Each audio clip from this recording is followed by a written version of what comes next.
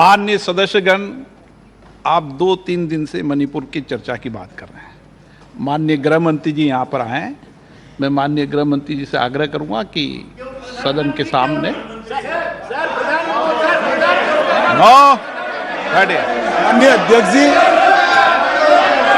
मेरा विपक्ष के सभी सम्मानीय सदस्यों से मेरा आग्रह है कि एक बहुत संवेदनशील मुद्दे पर काफी सदस्यों ने, सत्ताधारी दल के और विपक्ष के दोनों ओर के सदस्य ने चर्चा की मांग की है। मैं सदन में चर्चा के लिए तैयार हूं। मुझे मालूम नहीं है कि विपक्ष क्यों चर्चा करने देना नहीं चाहता है। मेरा विपक्ष के नेता को आग्रह है कि चर्चा होने दे और इस महत्वपूर्ण मसले पर पूरे देश के सामने सच्चाई जाए, बहुत महत्वपूर्ण है। माननीय सदस्यगण, माननीय गृह मंत्री जी ने स्पष्ट कर दिया है कि सरकार चर्चा करने को तैयार है। जो इस विभाग का मंत्री हैं वही चर्चा में भाग लेते हैं। नई परंपरा की मांग करना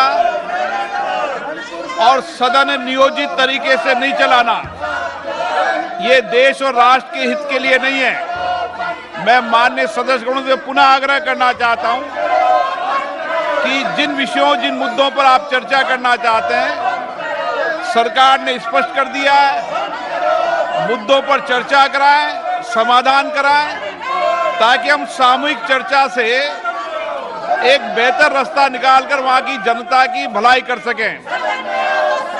पुनः माननीय सदस्य आग्रह करूंगा, अपनी अपनी सीट पर विराजें। सदन की कार्रवाई मंगलवार दिनांक 25 जुलाई 2023 को 11 बजे तक के लिए स्थगित की जाती है। All right, once again, the Lok Sabha on your screens getting suspended. Now, on your screens, what you also saw was the Home Minister's statement. The Home Minister making it clear that he was ready for a discussion. The opposition, though, continuing to demand, as you might have heard from those rally cries playing out within the Lok Sabha, that they wanted to hear the Prime Minister's comments on the statement. What we did hear the Lok Sabha Speaker say, what we did hear Om Prakash Birla say right now in his address to the Lok Sabha was that only the minister who is in charge of the concerned area can speak. So seemingly seconding what it is that the Home Minister had to say, that he was ready to make this address. Remember, in light of this, the opposition's leaders, led by Mallikarjun Kharge of the Congress, continue to say that the seriousness of the Manipur incident, the video in particular that went viral a few days ago of the May 4th incident in which 2 women were paraded naked, that video and the aftermath need to be discussed in a public forum, in the parliament. That's what the Congress continues to demand, with the support of other opposition parties. Now, my colleague Payal with us to bring us more details about these developments. Payal, we saw the Home Minister stand up just a few moments ago and make a statement. All right, my colleague Pallavi is also with us, and we'll in fact go over to her first to understand more. Pallavi, if you could just first break down to us, before we go into any further questions, if you could break down for us the implications of what it is that the Home Minister had to say when he said, I am ready for a discussion. So, this is exactly what the government has been saying, and I think the Home Minister himself stepping in is actually huge. This is the government's messaging to the opposition that, look, we are ready for a discussion on Manipur. And remember, the Home Ministry is a nodal ministry. He had spent 3 nights over there.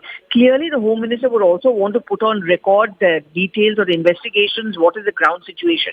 And therefore, he is now being used by the government and the Prime Minister himself to make the point to the opposition that please come here, have a decorum, let's have a debate and discussion.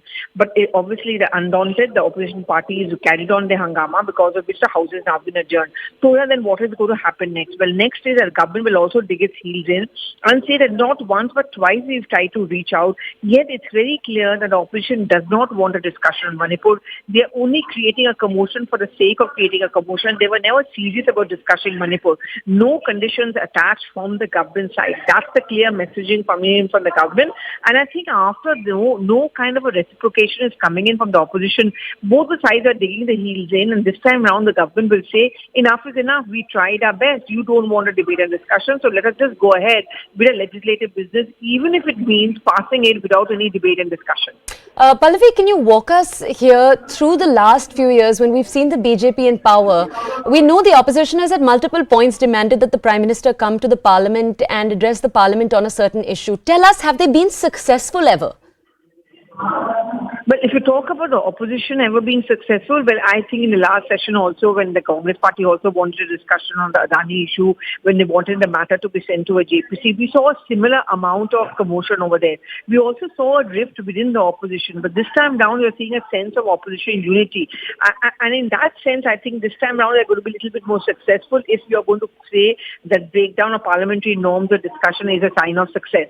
That's one point. The second point over here is, if you ask me whether the government has been successful, well, not holding a discussion, not very successful. It works both the ways. It's a responsibility of the government to ensure that the house is in order, but that is not happening. And rather than saying Home Minister, both of them have reached out to the opposition, but still it has not worked out. Now what is it happening is, since morning we've been noticing and we have been reporting 3 legislations tabled by the government. They are going to be doing that. 31 legislations are there. Now all this legislation is likely to be cleared without any debate and discussion, and then the government will say, look, you did not allow the house to be in order, so therefore you cannot stop us from doing our work. Tell us, Pallavi, what are different voices from within the opposition saying? I'm asking you now in particular about the Aam Aadmi Party that we know has a particularly important ordinance that's going to come up for discussion. How are they going to balance the importance of the Manipur issue with that? Well, as far as the opposition parties are concerned, I think the main roadblock to a kind of, opposition unity which came in from the Congress was the Congress not supporting the AAP on the ordinance issue. That roadblock has been removed. We've seen a kind of a euphoria or, a spring in the step of the opposition parties. They're going to use that opposition unity to put forward their point of view across. Manipur, of course, is a very sensitive